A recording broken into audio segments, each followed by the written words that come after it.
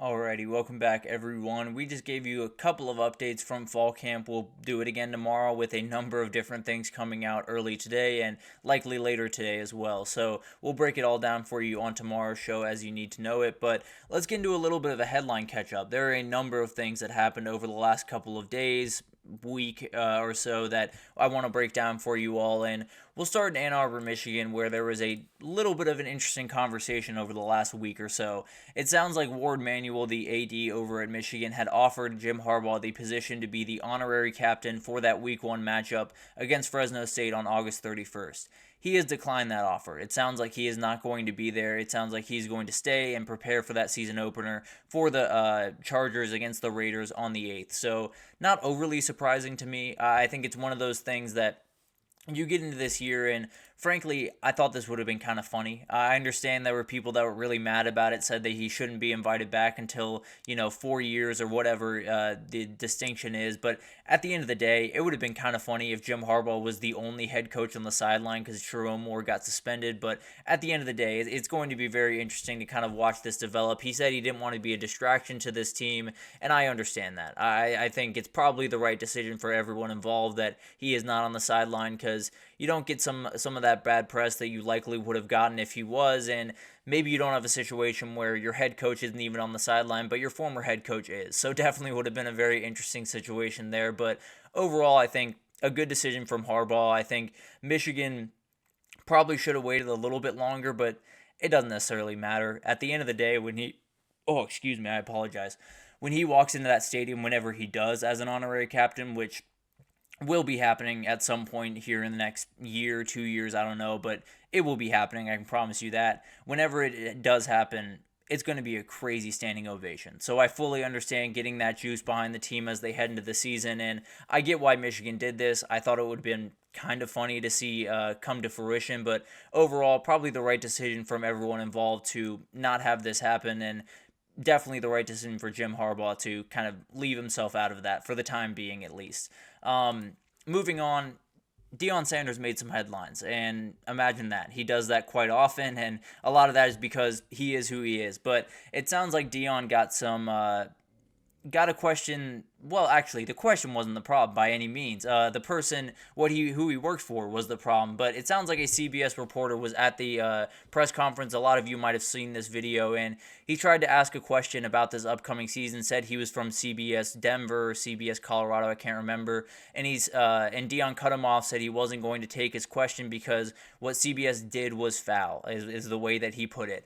I don't know what this is about. A lot of people have pointed to Deion being ranked second to last in the Big 12 head coaching rankings. Frankly, I wouldn't have him that low, but that should not make him mad. If that is what really caused this to happen, then he can't talk to anyone because there are enough people and at enough agencies around the country that have written articles that are not glowing about Deion Sanders as a head coach. I can promise you that, so I can't imagine that's the reason. The other reason that has been thrown out there is they did some reporting on Shiloh Sanders filing for bankruptcy. I don't know what that real full story is there, but overall, when I read the article, it looked like reporting to me. I don't know if that, rubbed Deion the wrong way or there was something in there that wasn't fully accurate. I don't know. But at the end of the day, from where I was sitting reading that article, didn't look like there were too many problems with it. But he's from a different lens. There's no two ways about that. He also got into it with another reporter when they asked about the O-line chemistry going into this year, and he said, you can succeed and work with a lot of people you don't have chemistry with. He's absolutely right about that point. There's no doubt about that. You can definitely do that.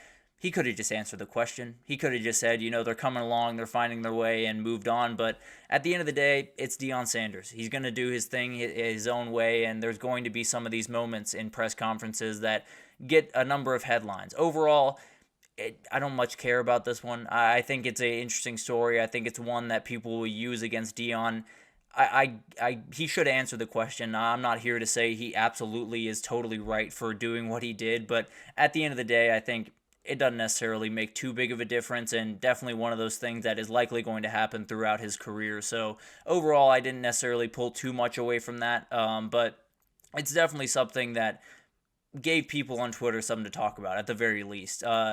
Florida is the other team I want to talk about. It looked like they're looking to hire a GM of revenue sharing. So this is something they're consulting with the athletic group, which has worked with a number of different universities to put together a general manager. It sounds like this is going to be a little bit more specific of a role. Billy Napier's in on this. Scott Strickland, the AD right there, obviously is in on this. They're working with a group that worked with the Eagles, or excuse me, Jack Rosenberg was with the Eagles, a former executive for the Eagles, and definitely was a huge help for him.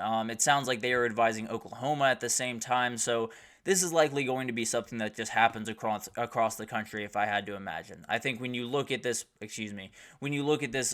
big time programs, you now have no cap on what you can do with the staff. You can play around with that thing a ton, and I think they're going to do that a ton. So definitely one of those things that it's a weird position. It's one that I frankly did not know we were going to have here pretty soon, but overall it's one that you're going to see across the country. It's one that you're absolutely going to want, and it's one that definitely, the Texas and Alabamas and Georgias of the world will likely have this in place here pretty soon, because it is a very, very interesting world they're walking into that not a lot of them have a ton of experience in. There's no doubt about that. So definitely one to watch, and would be a very interesting hire, and one that I expect a lot of other schools to follow suit in.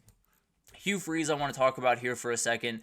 He got some people mad this weekend. He said he, quote-unquote, should have 4 wins over Nick Saban. He said Nick Saban is incredible. I should have 4 wins over him. We beat him twice at Ole Miss and went up 24-3 in the third year. I wasn't smart enough to slow it down, and then last year could have easily gone our way. So this made a lot of Bama fans very mad, as you can imagine. Anytime you take a shot at the GOAT, you're going to get a lot of Bama fans very mad at you.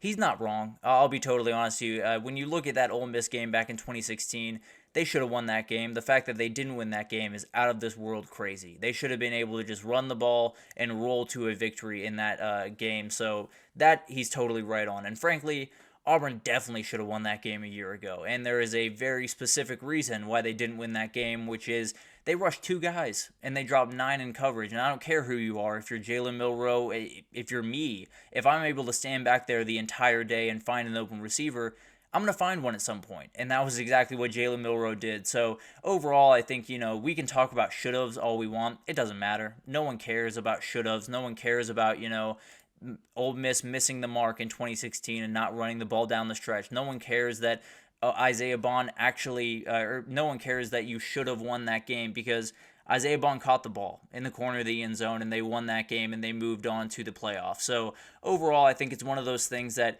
yeah, he's right. There's no doubt about it. He should have won those games, and it's his fault that they didn't win those games. And also, it's kind of a funny thing where Hugh Freeze hypothetically should have 4 wins over Nick Saban, but he has 2 wins and he has 2 very close calls. That's about as close as anyone's gotten to Nick Saban throughout his career. So Hugh Freeze being the thorn in Nick Saban's side, not necessarily a big thing. Not necessarily a big thorn, because Nick Saban was an absolute dominating force. So even in a world where Hugh Freeze has been the big time problem and has been the thorn in his side, it's not that bad by any means, because Nick Saban was that dominant throughout his career. But moving on to the final one here, Florida State and ACC look like they are heading towards mediation. Obviously, there are a number of different court cases involved in this. There are 2 with Florida State and ACC, one in Florida, one in North Carolina. So definitely one to watch. One of those things that is going to be very, very interesting as we get into it. But we're probably a pretty long way from a conclusion here. We're probably a pretty long way from this thing really being figured out, because from where I'm standing, the ACC has no intention on taking less money, and Florida State has no intention on giving the amount that the ACC wants. So overall, I think it's one of those things that will definitely be really interesting to watch. We'll definitely